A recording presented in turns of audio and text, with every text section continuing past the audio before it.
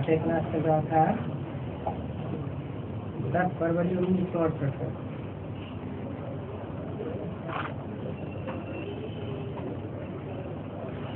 बात कर रही थी पहले तो अपन को आत्मा समझे तभी बाप को याद कर सकते हैं,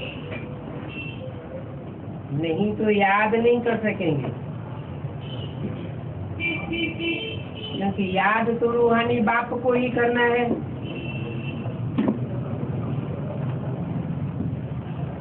रूहानी बाप याद तभी आवेगा जब आत्मिक स्थिति में स्थित होंगे। इस अंतिम जन्म में ही अपन को आत्मा समझने की प्रैक्टिस करनी है।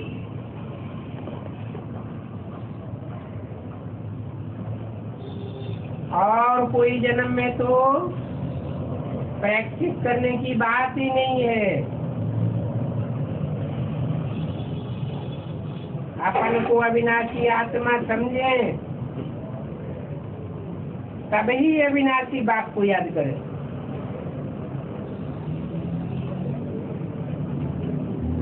आत्मा और परमात्मा के रूप का किसी को भी पता नहीं है। बल कहते हैं चमकता है जब सितारा, परंतु अजब सितारा याद थोड़ी रहता है। तुम कहते हो आत्मा बिंदी है, परमात्मा भी बिंदी है। ऐसा कहने से वो हंसी उड़ाते हैं। अरे आत्मा को रियलाइज करना चाहिए ना। जिसने आत्मा और परमात्मा को रियलाइज किया है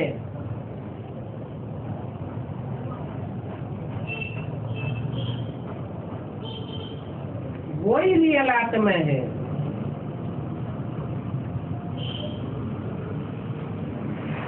नहीं तो जनावर है।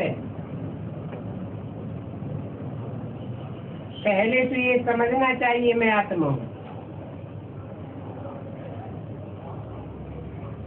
मुझे आत्मा को 20 जन्मों का, 50 जन्मों का व 84 जन्मों का पाठ मिला हुआ है। अच्छा समझो तुम्हारे 30 जन्म पूरे हुए, बाकी समय तुम कहाँ थे? और धर्म वालों से ऐसे पूछ सकते हैं। आत्मा का भी कोई को पता नहीं है। यहाँ तो आत्मा और परमात्मा दोनों का रियलाइजेशन होता है। जिससे आत्मा का योग परमात्मा बाप से रहे और बाप से वर्षा पाई सके। सारा दिन विचार सागर मंथन करना चाहिए आत्मा के बारे में कि हम आत्मा ने कब कब कैसे कैसे कहाँ कहाँ जन्म लिए। अच्छे भक्त लोग जो होते हैं वो सवेरे उठ करके माला फेरते हैं।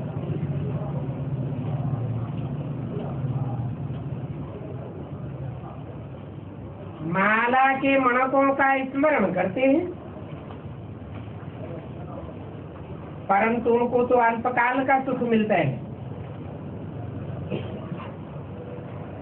और तुमको तो यहाँ माला के मणकों का असली स्मरण होता है, जिससे तुम 21 जन्मों का था सुख पाते हो। ये भी धारणा होती रहे तो भी खुशी का पारा चढ़ा रही कि बेहद का बाप हमको पढ़ाई रहे हैं।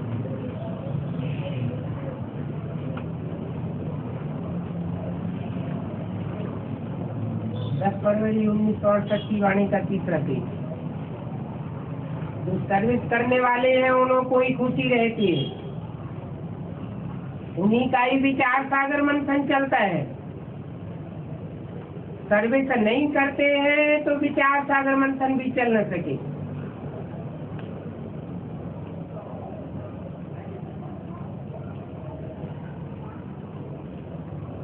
कोई तो अंदर में जलते मरते रहते हैं, खुशी चढ़ती ही नहीं है, बाप पढ़ाए रहे हैं समझते नहीं। देवता बनने का पुरुषार्थ करना चाहिए ना। बाबा जो कहे वो करना चाहिए। कब भी लोभ के वशीभूत होकर के चोरी आदि नहीं करनी है, और कब भी मुख से कुवचन भी ना बोलना चाहिए, भूत नहीं आना चाहिए। बात समझाते हैं, कोई भी बात में मुझना नहीं है। ऐसे नहीं कि ब्रह्मा कुमारियां ऐसा क्यों कहती हैं। अरे ब्रह्मा कुमारियां कोई तो राजा कुमारी बनेगी, और कोई ब्रह्मा कुमारी तो प्रजा कुमारी भी बनेगी। चंडाल का जन्म लेने वाले भी तो होते हैं ना।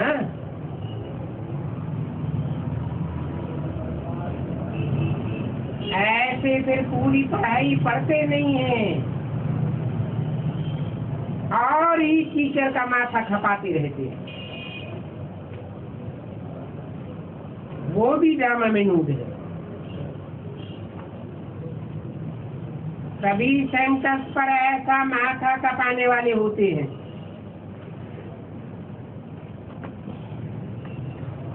आपस में ही लड़ पड़ते हैं, फिर दो दो पार्टियां कर देते हैं। ऐसे भी हैं, ब्राह्मण से भी लड़ पड़ते हैं, अनेक प्रकार के विघ्न पड़ते रहते हैं। मनुष्यों को पतित से पावन बनाने में कितनी मेहनत करनी पड़ती है। बाप को जान करके फिर कोई भूल करते हैं तो 100 गुना दंड पड़ जाता है। बाप को बुलाया है कि हमको सुख धाम का मालिक बनाओ, कांटों से फूल बनाओ, तो श्रीमत पर भी चलना चाहिए ना, तभी तो उनके पद पाएंगे। नहीं तो कल्प कल्पांतर पाई पैसे का पद पाते रहेंगे। तभी बाप कहते हैं अपना जीवन तो हीरे जैसा बनाओ। कल्प कल्प की बाजी है। भक्ति मार्ग में भी कौड़ी मिसल, ज्ञान मार्ग में भी कौड़ी मिसल जीवन रहा, तो फिर बाकी मिला ही क्या। पिछाड़ी में आने वाले को पाई पैसे का सुख मिलेगा।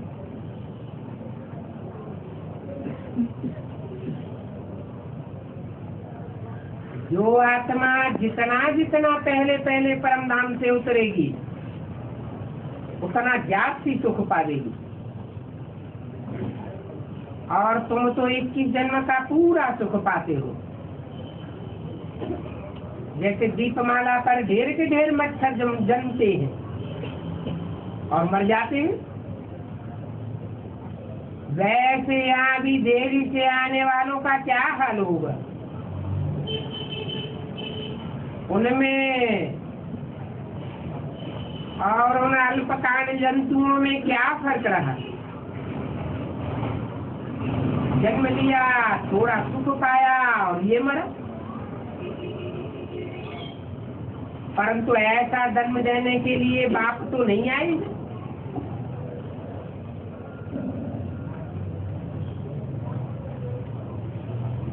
बाप तो आकर के पढ़ाते हैं।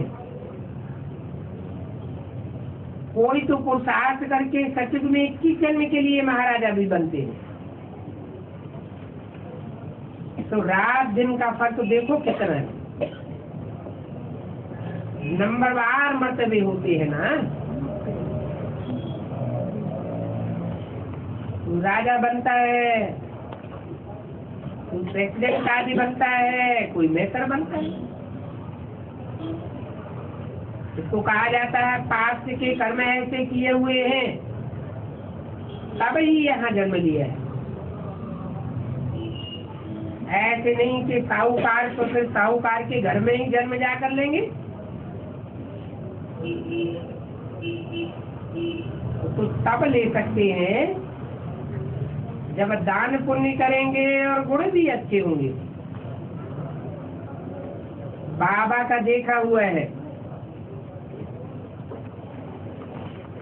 एक राजा बड़ा ही फर्स्ट क्लास करोड़पति था।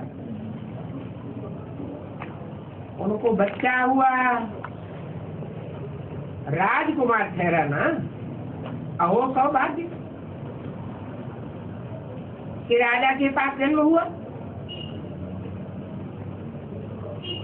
बड़ा होने से बच्चा संग दोष में आ गया और बाप मर गया। बस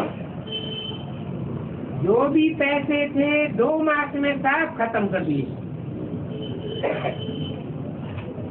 देखो जन्म तो अच्छे घर में मिला, फिर कर्म इतने बुरे किए तो दूसरा जन्म क्या मिलेगा? भेड़ चमार जाए कि बनेगी। बहुत साहूकार लोग वैश्याओं के पास जाते रहते हैं, फिर उनको क्या अच्छा जन्म मिलेगा? तो इसमें भी जो जितना पुरुषार्थ करेंगे, कीमत पर चलेंगे, उतना ही फायदा होगा। जो फरमान मानते ही नहीं है तो ना फरमान बर्दार ठहरे ना। ऐसे कभी बाप के दिल पर चढ़ नहीं सकते। बाप समझाते रहते हैं जब तक चार्ट नहीं रखेंगे तब तक फायदा हो न सके। स्कूलों में भी चलन का, पढ़ाई का रजिस्टर होता है ना। यहाँ तो बाप कहते हैं तुम अपना रजिस्टर अपने आप ही रखो, तो मालूम पड़े सारा दिन में हम क्या क्या करते हैं। काम को रोज अपना चार्ट देखो। जो पाप आदि किए होंगे वो सब आए सामने खड़े हो जाएंगे। कोई यज्ञ में विरुद्ध काम किया होगा तो वह सामने आ जाएगा। फिर उस चार्ट में ये भी लिखो फलाने फलाने टाइम हमने खाना खाया और ये खाया, ये पिया, तो मालूम पड़ेगा कहाँ हम लोभ तो नहीं किया ना।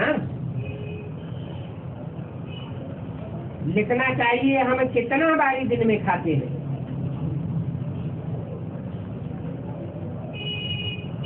अभी खाया पिया सब लिखना चाहिए, तब ही सुधार होगा।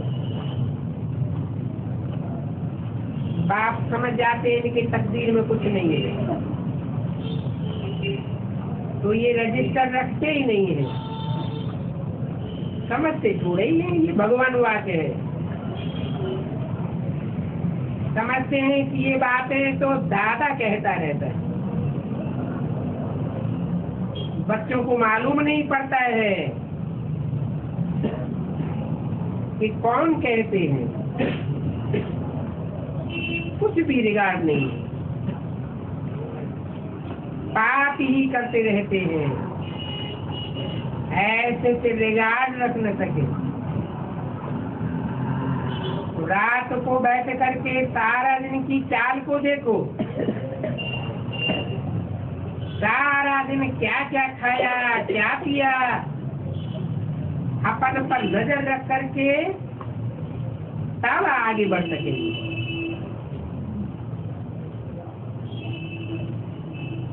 नहीं तो माया पागल लगाती रहती है। दे कायदे बोलते हैं वो भी माया की पादर लगती है। इसलिए चार्ट लिखना अच्छा है, इस पर बच्चों को सावधानी मिलेगी। ऐसे ऐसे करो,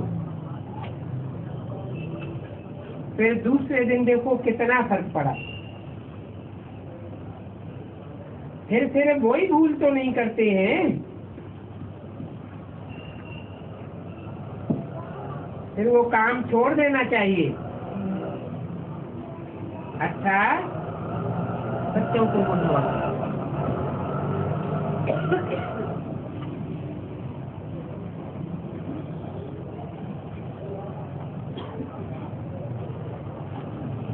अगला प्रातः क्लास है 11 फरवरी 1968। रूहानी बाप बैठे रूहानी को बच्चों को समझाते।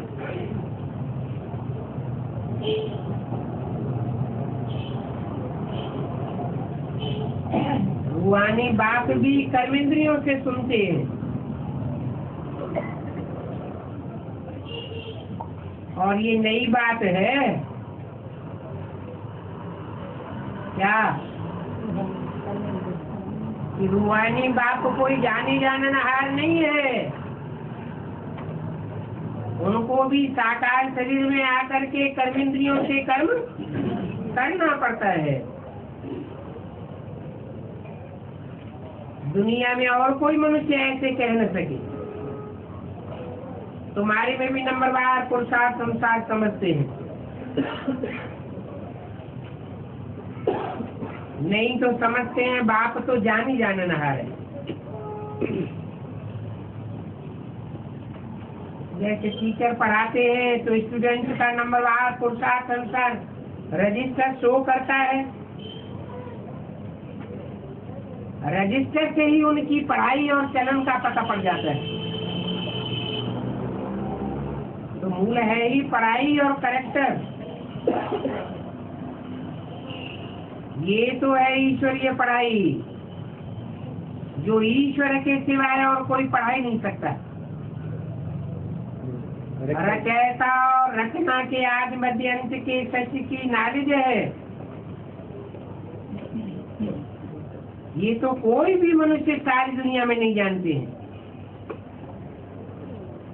ऋषि मुनि जो इतने पढ़े लिखे शास्त्रों की अथॉरिटी होते हैं, वो प्राचीन ऋषि मुनि खुद कहते हैं हम रचयिता और रचना के आदि मध्यंत को नहीं जानते।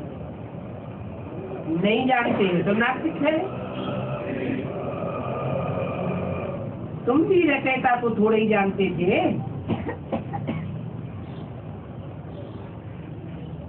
कब की बात? आदि की।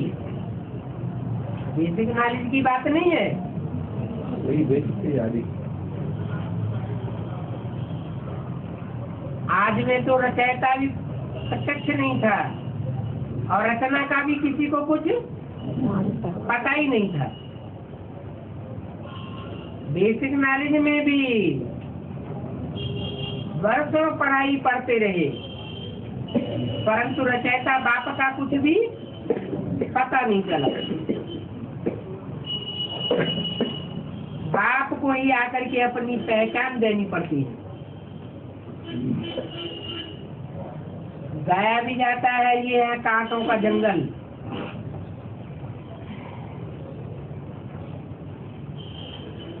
और ऐसे जंगल को आग जरूर लगती है।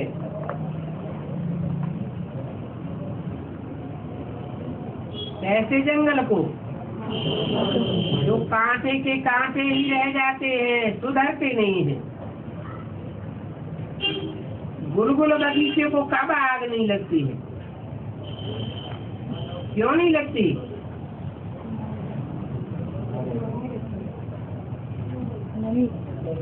क्योंकि ज्ञान जल की नमी रहती है तो आग लगने का सवाल ही नहीं। जंगल तो सारा ही सूख जाता है, बगीचा तो गीला होता है। गीले को आग लग नहीं सकती, सूखे जंगल को आग झट लग जाएगी। सरसब्ज बगीचे को आग लगे ऐसा कब सुना नहीं होगा।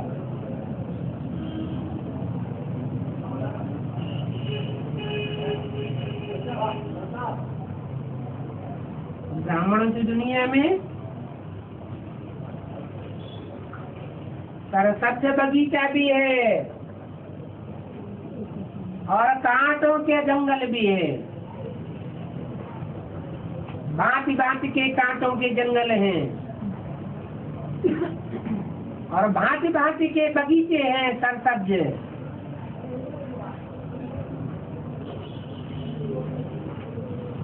जंगल को आग तब लगी थी जबकि सरसब्ज बगीचे की स्थापना हो गई थी।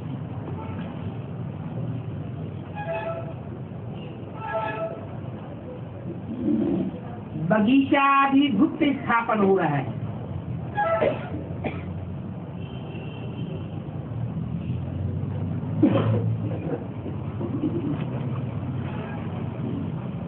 तुम जानते हो कि हम बगीचा के खुशबूदार नंबरवार देवता बन रहे हैं। वो तो बगीचे का नाम ही है स्वर्ग। नाम से क्या साबित होता है?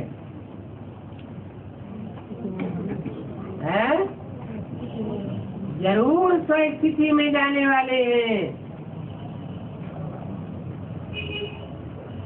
जो स्वस्थिति में रहने वाले होंगे उनमें कितनी रूहानियत होगी,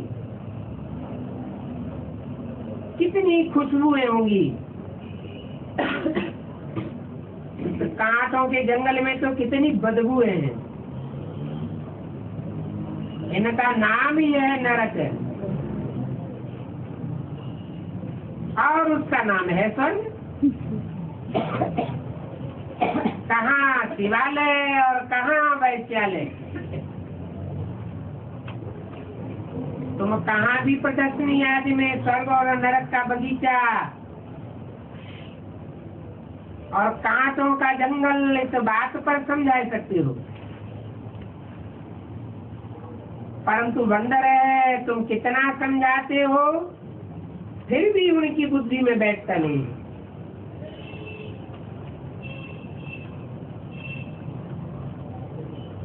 जो इस धर्म के नहीं होंगे उनकी बुद्धि में बैठेगा ही नहीं। एक कान से सुना और दूसरे कान से निकाला। सत्युग त्रेता में भारतवासी कितने थोड़े होंगे।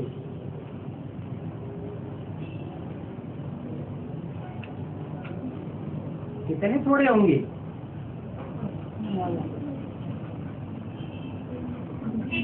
सत्युग अंत में 2 करोड़ और त्रेता में 10 करोड़। फिर द्वापर कलयुग में वृद्धि हो जाती है। वहाँ सतयुग में 1 बच्चा,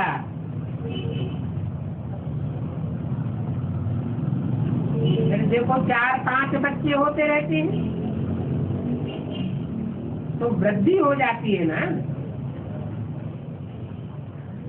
भारतवासी जो अभी हिंदू कहलाते वास्तव में वो देवता धर्म के थे। और कोई भी अपने धर्म को नहीं भूलते हैं। धर्म को नहीं भूलते, धर्म पिता को नहीं भूलते। भारतवासी अपने धर्म को भूल जाते। धर्म की स्थापना किसने की वो भी भूल जाते।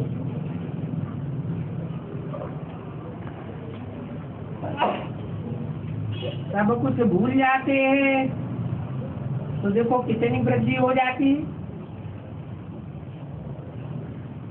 इतने सब ढेर के ढेर मनुष्य तो ज्ञान नहीं लेंगे।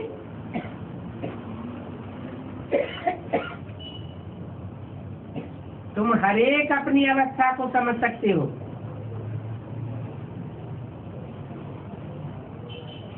जान सकते हो हमने भक्ति कितनी की है कि क्या पहचान होगी।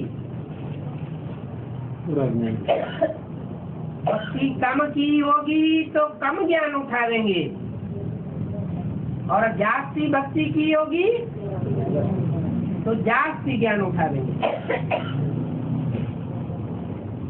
सतो प्रधान भक्ति की होगी तो सतो प्रधान ज्ञान उठावेंगे, आप बेविचारी ज्ञान उठावेंगे। तमो प्रधान भक्ति की होगी तो बेविचारी ज्ञान उठावेंगे।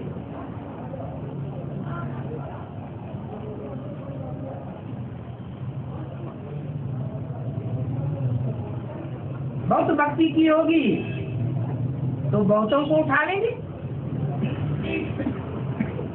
बहुतों को समझा लेंगे। ज्ञान नहीं उठा सकते हैं तो समझो इन्होंने भक्ति थोड़ी की है। थोड़ी भक्ति की होगी तो फल भी थोड़ा मिलेगा। भक्ति का फल क्या है? ज्ञान। तो हिसाब किताब है। बाबा को एक बच्चे ने और धर्म वाले के जन्मों का भी हिसाब निकाल करके भेजा था। इस्लामियों के इतने जन्म, बौद्धियों के इतने जन्म होने चाहिए। बुद्ध भी तो धर्म स्थापक है ना। उनके पहले तो कोई बौद्ध धर्म का नहीं था। एक में बैठ करके धर्म स्थापन किया, फिर एक से अनेकों की वृद्धि होती गई।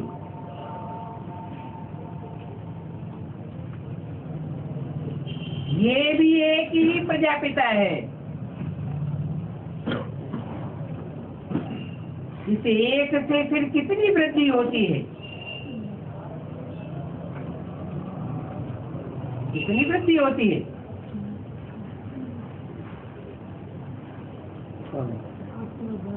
है 500-700 करोड़ जो भी प्रजा है कोई भी धर्म की, वो साथ मूल में किसकी संतान है? प्रजापिता ब्रह्मा की संतान है। तुमको तो राजा बनना है नई दुनिया में।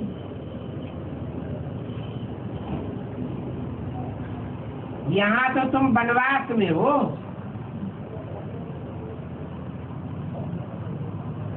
तो कोई भी प्रकार का शौक नहीं रहना चाहिए।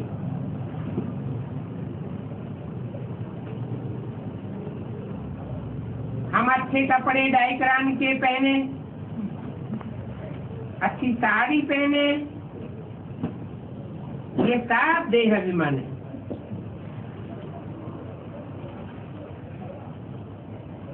जो मिला तो अच्छा है। इस दुनिया में तो बाकी थोड़ा समय रहना है। यहाँ अगर ऊंचे कपड़े पहनेंगे तो फिर वहाँ कम हो जाएगा।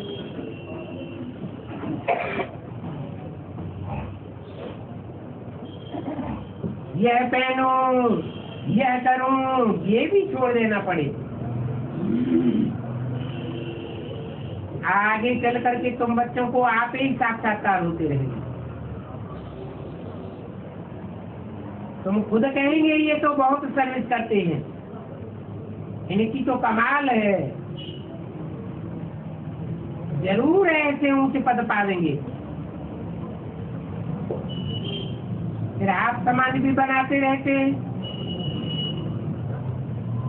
दिन प्रतिदिन बगीचा तो बड़ा होने का है। जितने देवी देवता सचुवता के हैं वो सब यहाँ बनने के हैं।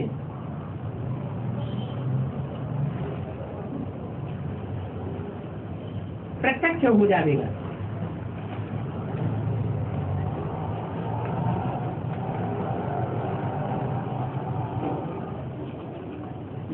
अभी तुम गुप्त पद पाए रहे हो।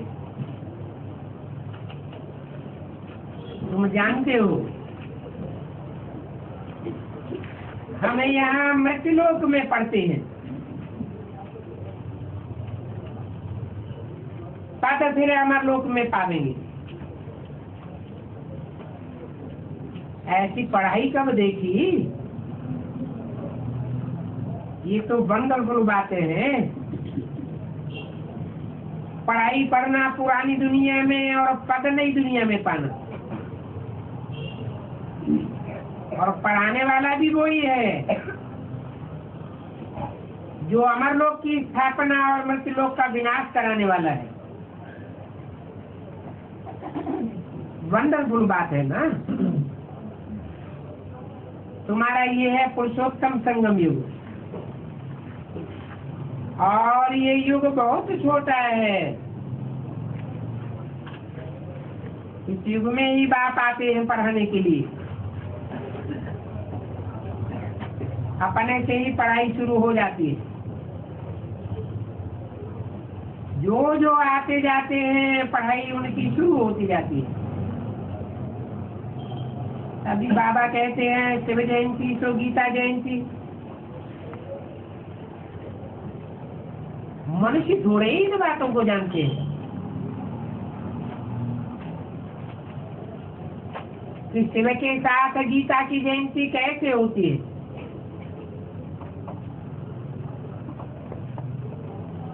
ग्यारह 2 की वाणी का दूसरा पेज। उन्होंने तो कृष्ण का नाम सांवरा रख दिया है।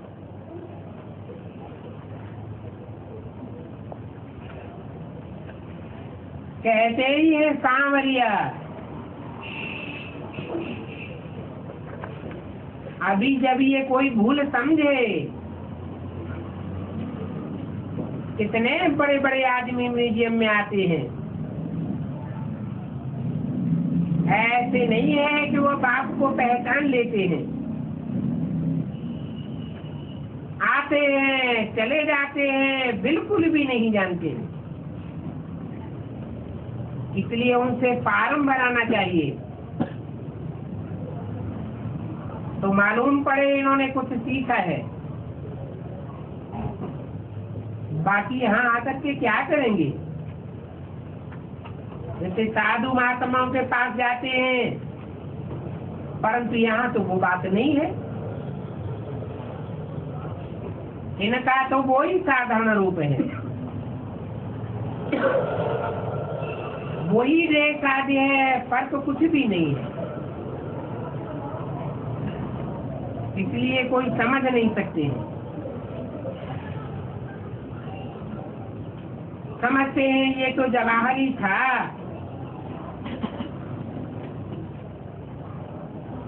परंतु वो तो था विनाशी रत्नों का जवाहरी। अभी बने हैं अविनाशी ज्ञान रत्नों का जवाहरी। और तुम सौदा भी बेहद के बाप से करते हो। जो बड़ा सौदागर रत्नागर है, तुम हर एक अपन को समझो हम रूप बसंत हैं। हमारी आत्मा में ये ज्ञान के रतन लाखों लाख रुपए के हैं। वो भक्ति मार्ग के रतन तो पत्थर हैं। गीता भागवत शास्त्र आदि जो भी पढ़ते हैं वो पत्थर ही पत्थर हैं, जिनके पढ़ने से पत्थर बुद्धि ही बन जाते हैं। और ये ज्ञान रतन सुनने से तुम पार्थ बुद्धि बन जाते हो। वो कितना शास्त्र आदि पढ़ते हैं, जितना पढ़ते हैं उतना गिरते ही जाते हैं। उन शास्त्रों में है ही झूठे पत्थर, उनको रतन नहीं कह सकते। ये भी समझ की बात है। कोई जो अच्छे समझू सयाने हैं वो समझ करके और धारण करते हैं।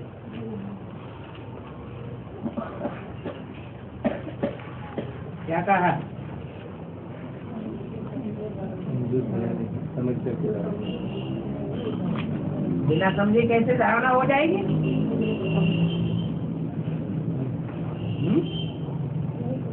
नहीं समझ नहीं समझते हैं तो रट लेते हैं, रटी रटाई बात सुनाते रहते हैं। गीता का भगवान कृष्ण नहीं है, शिव है। बुद्धि में कुछ भी नहीं बैठता। गीता का भगवान निराकार शिव ज्योति बिंदु, कैसे गीतापति भगवान बनेगा? रट लेते हैं 10 वर्ष में दुनिया का विनाश हो जाएगा। बुद्धि में बैठता नहीं है। इतनी बड़ी दुनिया का विनाश 10 वर्ष में कैसे हो जाएगा? कैसे नई दुनिया स्थापन हो जाएगी? तो समझे बिगर रट लेते हैं।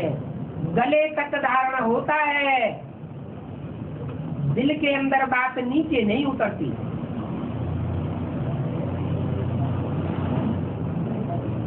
अब धारणा नहीं होती है तो कोई काम का नहीं। झोली में तुंग है तो सारा बह जाता है। बाप कहते हैं तुमको हम अविनाशी ज्ञान रत्नों का दान देते हैं।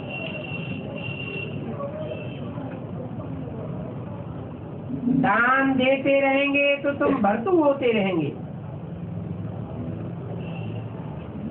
नहीं तो फिर कुछ भी धारणा नहीं होगी। और धारणा न होने का कारण है रोज पढ़ाई पढ़ते नहीं है, कायदे अनुसार चलते ही नहीं है।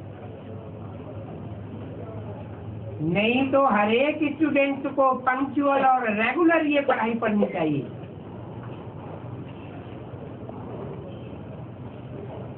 इसमें सब्जेक्ट बहुत अच्छी चाहिए। 5 विकारों से बिल्कुल दूर जाना है।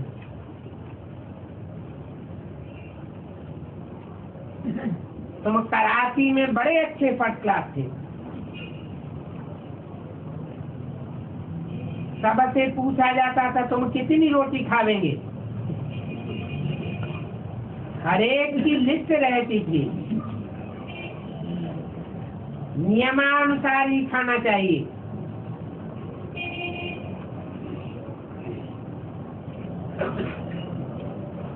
अभी तो माया की हवस बेताला कर देती है।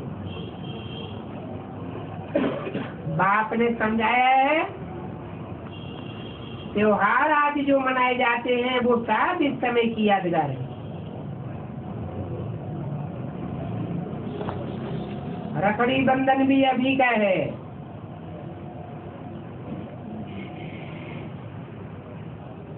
मनुष्य इसका अर्थ नहीं समझते हैं। क्या अर्थ है? रक्षाबंधन में ब्राह्मण आकर के राखी बांधता है। राखी रक्षा की निशानी है। जरूर बाप ब्राह्मण बन करके आया होगा। कोई ब्राह्मण कल में आता है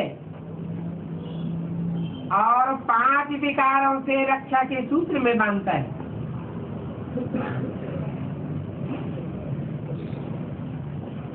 बाद में जब भक्ति तमो प्रधान होती है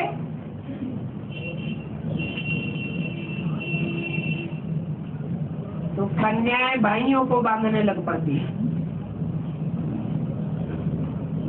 पैसा उगारने के लिए।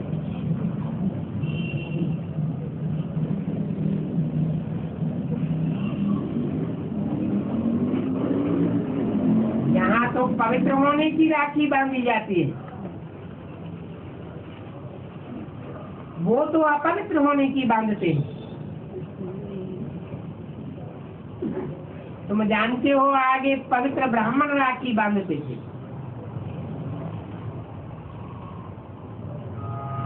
अभी छोकरियां अपने भाई को बांधती हैं खर्ची के लिए,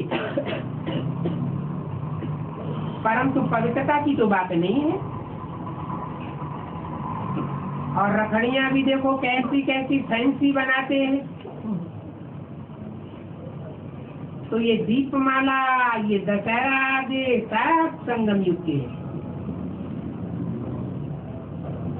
बाप ने जो एक्ट की है वो फिर भक्ति मार्ग में चलती चली आई।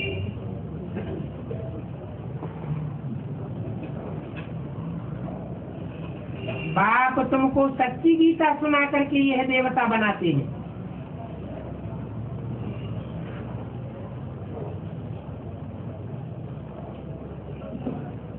वो गीता तो जन्म जन्मांतर पढ़ते आए हो,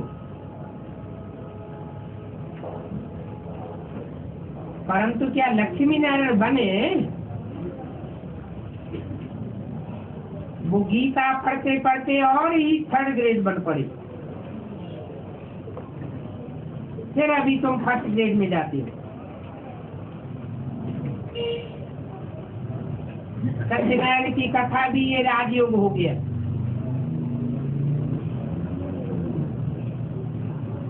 क्योंकि तुम इस सच्ची कथा से नर से नारायण बनते हो, तो अब तुम बच्चों को सारी दुनिया को जगाना है। इसके लिए कितनी ताकत चाहिए। बाप की याद की ताकत से ही तुम कल्प कल्प स्वर्ग की स्थापना करते हो। योग बल से होती है स्थापना और बाहुबल से होता है विनाश।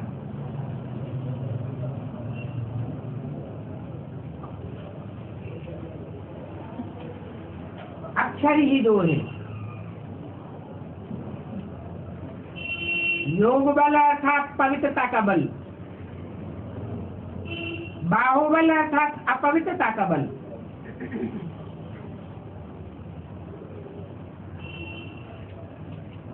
अलफ और बे, इस योग बल से तुम विश्व के मालिक बन जाते हो। ये साइंस का बल भी बाहु का बल है। तुम्हारा ज्ञान तो बिल्कुल ही गुप्त है। तुम जो सतो प्रधान थे सो अब तमो प्रधान बने हो। फिर अभी तुमको सतो प्रधान बनना है। हर एक चीज नई तो फिर पुरानी जरूर होती है। नई दुनिया में क्या नहीं होता है, पुरानी दुनिया में तो कुछ भी नहीं। ये पुरानी दुनिया तो जैसे एकदम खोखा है। कहाँ भारत भर्तु स्वर्ग और कहाँ ये भारत नरक, रात दिन का फर्क हो जाता है। यहाँ तो है रावण राज्य, रावण को जलाते रहते हैं, परंतु जलाने का अर्थ भी जरा भी नहीं समझते। क्या जलाने का अर्थ है?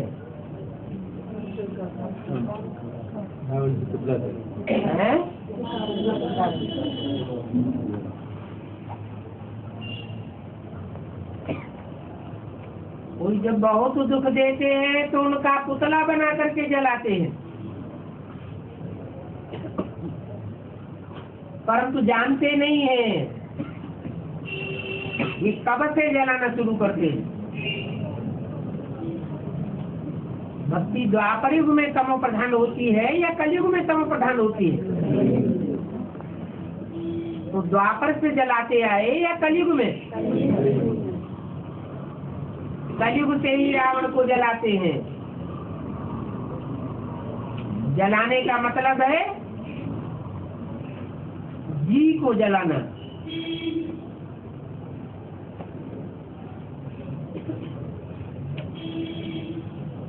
तमो प्रधान जलावेंगे या सतो प्रधान जलावेंगे?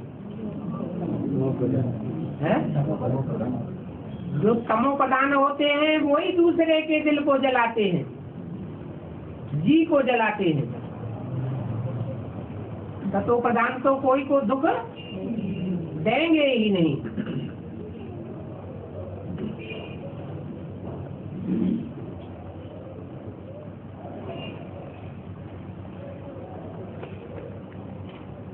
अभी तुम समझते हो कि भक्ति मार्ग में तो क्या क्या करते रहते हो। जाड़ की एक बीमारी होती है,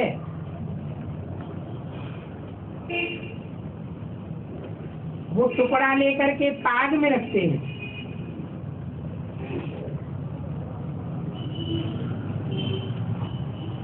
कैसे हम लंका लूट करके लाए, उसको कहा जाता है अज्ञान। तुम्हारे में भी कल अज्ञान था, आज ज्ञान है।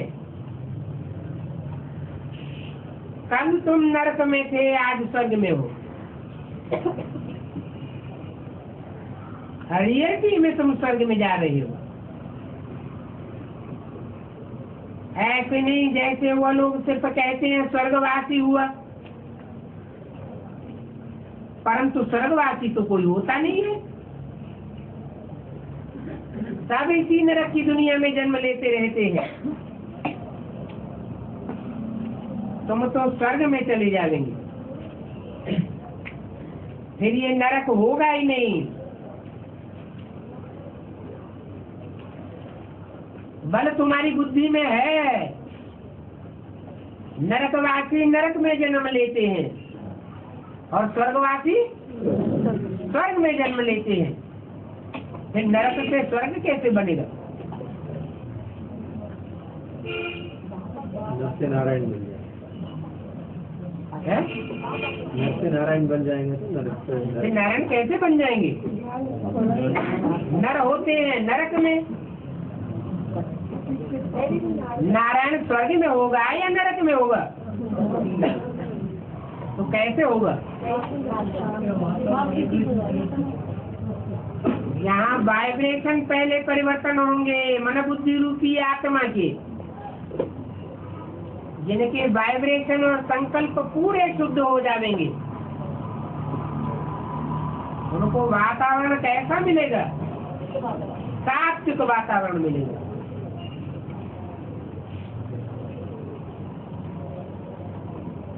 देवताओं को कोई दुख दे नहीं सकता, इसलिए कहते हैं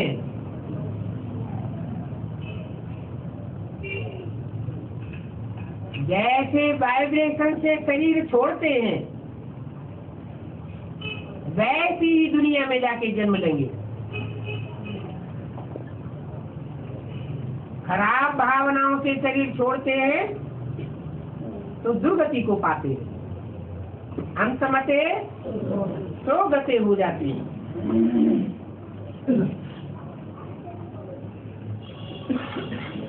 तुम जब स्वर्ग में जाएंगे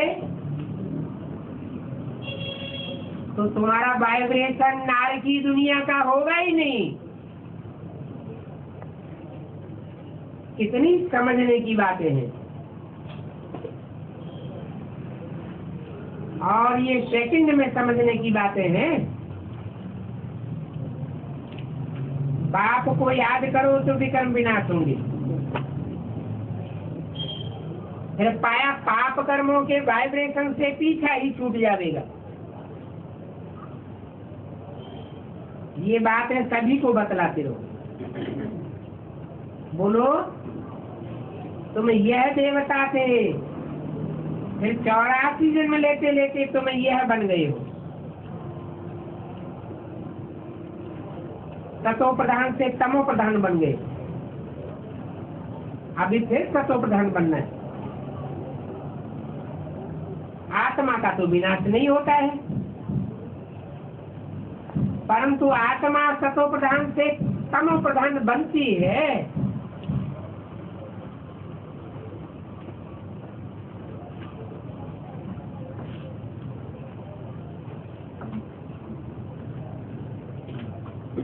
बाबा किस्म किस्म से समझाते रहते। 11/2 की वाणी का 3रा पेज। बाबा बताते हैं कि मैन बैटरी कब पुरानी नहीं होती है।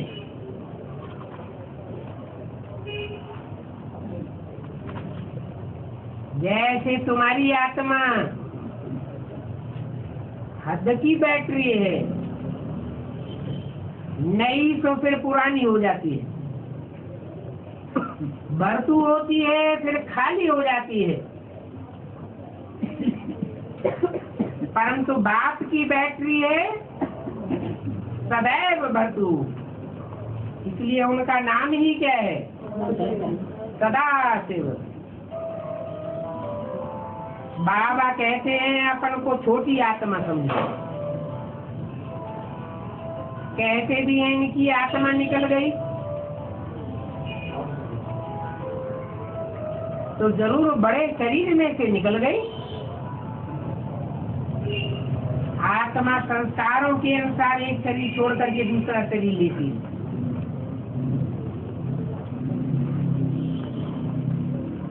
संस्कार वाइब्रेशन से बनते हैं।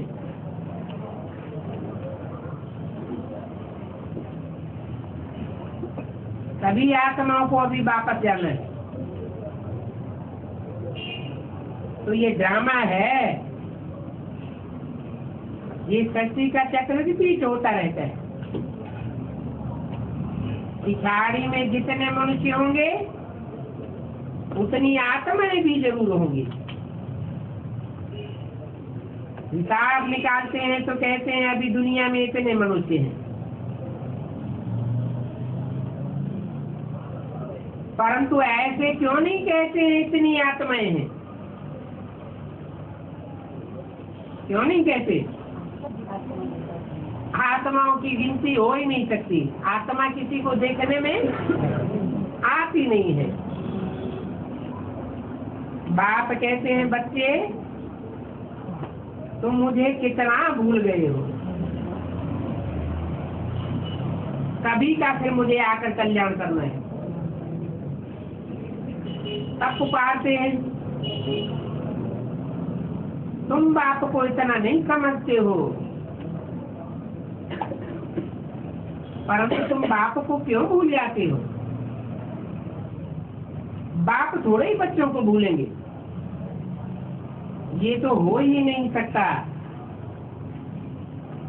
बाप आते ही है पतित आत्माओं को पावन बनाने के लिए।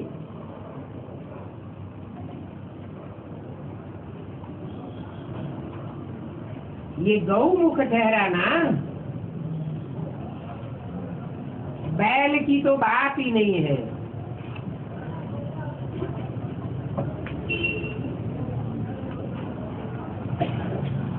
ये भाग्यशाली रहते हैं ना।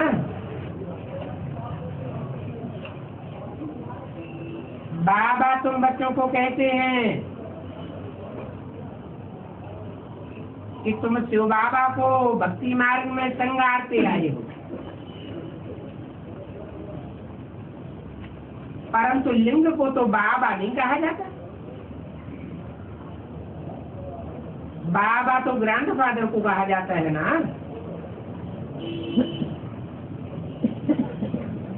ये संगारने की बात कब की है?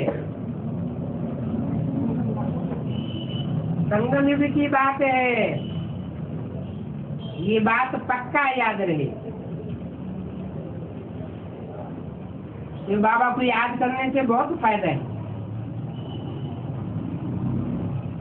इस ब्रह्मा का तो नाम भी न लो। क्यों?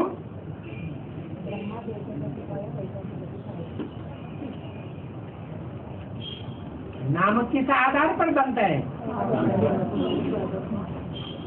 तो ब्रह्मा ने कोई काम सिद्ध नहीं किया होगा तो भक्ति मार्ग में इनकी मूर्तियां मंदिर नहीं बनाए जाते हैं। बाबा भी कहते हैं ब्रह्मा का नाम न लो, इसलिए बाबा मम्मा का फोटो रखना भी पसंद नहीं करते हैं।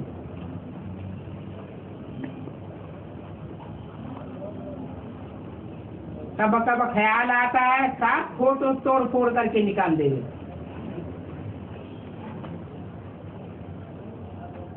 बाकी त्रिमूर्ति झाड़ में तो है ही समझाने के लिए, समझाना है। इनके द्वारा बाप पढ़ाते हैं।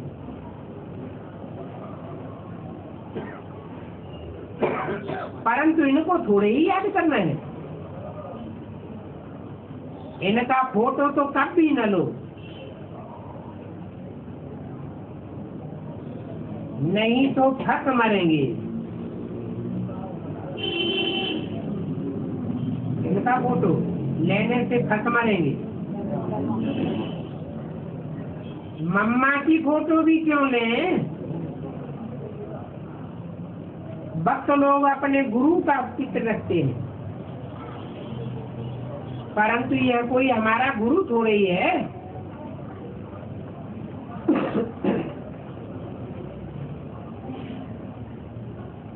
गुरु तो शिव बाबा है।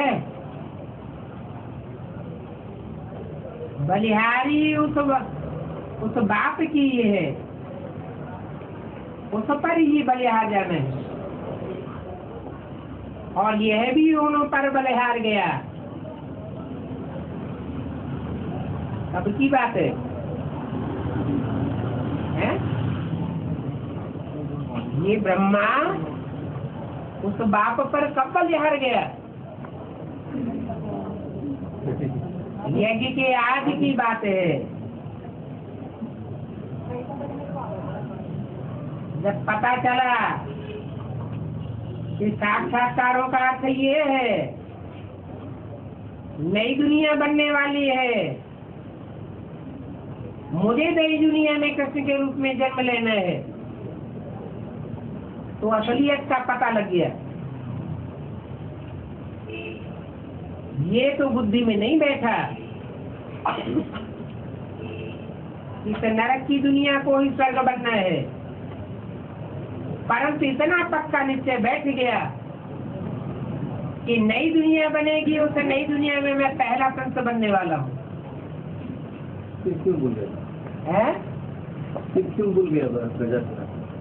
प्रजापिता को इसलिए भूल गया कि प्रजापिता को भी उस समय पूरा ज्ञान नहीं था। वही पुरानी संस्कृति की गीता बैठ पढ़ करके सुनाते थे। कौन? प्रजापिता। एक दिन ऐसा भी आवेगा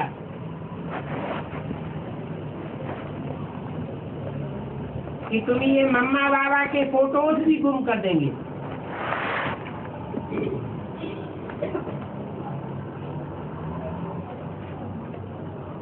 तुम सभी स्टूडेंट हो ना? अभी बाप कहते हैं माँ में एकम याद करो। अगर ब्रह्मा को भी याद किया तो माँ में एकम याद किया या दूजम को भी याद कर लिया? कैसे? बाप में ही माता है। बाप में ही माता है।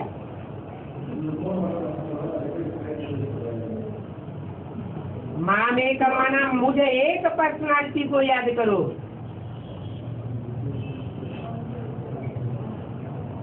जब एक को ही याद करना है तो ये फोटो आदि क्यों रखना चाहिए? वास्तव में मम्मा की फोटो रखना भी बेकायदे है।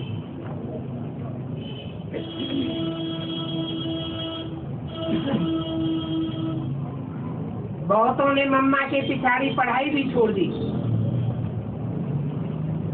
कैसे? कब की बात है? हैं?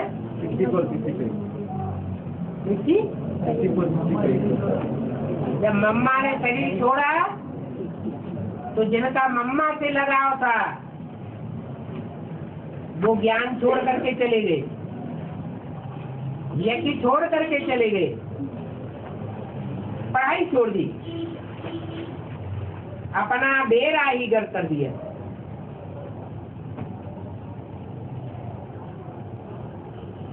देहधारी का लगाओ,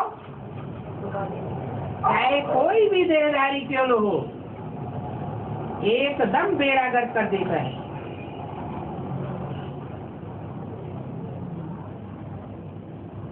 संशय आ गया, मम्मा क्यों गई? बाबा ने तो मुरली में बोला था ये ब्रह्मा बाबा भले चला जावे, परंतु मम्मा एक ही की अंत तक पालना करेगी।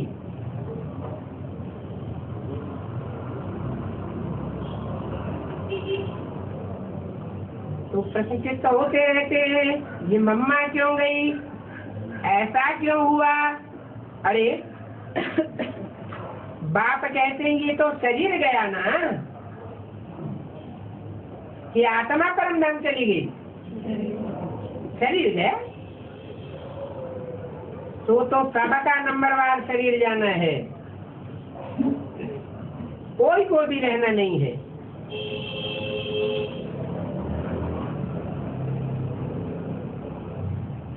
आज हम माँ कल तम्मा, हम सब पाठधारी हैं, इसमें जरा भी संशय की बात नहीं, सभी खलास हो जाएंगे। ये तो जानवरों की दुनिया है और हम तो जाते हैं सतबी फूलों की दुनिया में। फिर कांटों से मोह क्यों होना चाहिए।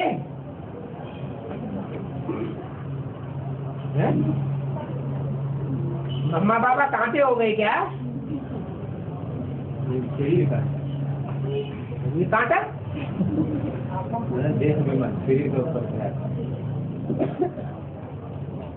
सत जन्म तुम भक्ति मार्ग के ये शास्त्र पढ़ते पूजा करते आए हो, और पूजा भी पहले पहले तुमने सेवकी की है।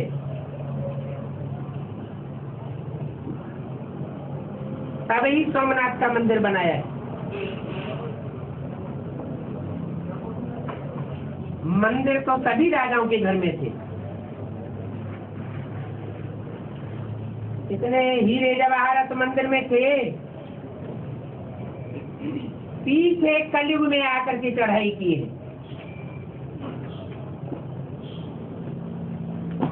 एक मंदिर से भी कितना ले गए हैं।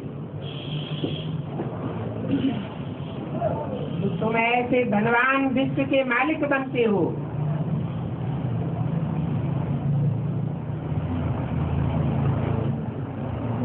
परंतु इन्हों के राज्य को कितना वर्ष हुआ ये किसी को पता नहीं। बाप बताते हैं 5000 वर्ष हुए। 2500 वर्ष तो राज्य किया, फिर 2500 वर्ष में इतने मठ पंथ आदि वृद्धि को पाते हैं। बच्चों को तो बहुत खुशी होनी चाहिए कि हमको वेद का बाप पढ़ाते हैं, उनसे हमको अथाह मिल्कियत मिलती है। दिखाते हैं सागर से देवता निकले, रत्नों की थालियां भर भर के देते थे। अभी तुमको ज्ञान रत्नों की थालियां भर भर के मिल रही है ना। ये बाप ज्ञान का सागर है ना। कोई तो अच्छी रीति झोली भरते हैं, कोई की झोली खाली रह जाती है। जो अच्छी रीति पढ़ेंगे पढ़ावेंगे जरूर अच्छे धनवान बनेंगे। राजधानी स्थापन होती है, ये सब ड्रामा में लोग हैं। जो अच्छी रीति पढ़ते हैं उनको स्कॉलरशिप मिलती है। ये है ईश्वरीय स्कॉलरशिप, अविनाशी है, और वो है आसुरी और विनाशी। ये सीढ़ी बड़ी वंडरफुल है। 84 जन्मों की कहानी है। बाबा तो कहते हैं छत जितनी बड़ी सीढ़ी बनाओ। तो अंधे की औलाद अंधों की आंखें खुले, ऐसे ट्रांसलाइट के चित्र हों जो क्लियर करके दिखाई दे, तो मनुष्य देख करके वंडर खावे, फिर तुम्हारा नाम भी बाला होता जाएगा। अभी जो सिर्फ फेरी पहन करके जाते हैं वो फिर आवेंगे। 2-4 बार फेरी पहन कर फिर तकदीर में होगा तो जम जावेंगे। चक्कर काटना। यहाँ तो समय एक ही है, कहाँ जावेंगे? तुम बच्चों को बहुत मीठा बनना है, और मीठा भी तब बनेंगे जब याद में रहेंगे। याद से ही कशिश होगी, बार बार आवेंगे। ये सीढ़ी सभी आत्माओं को ले जाने की है।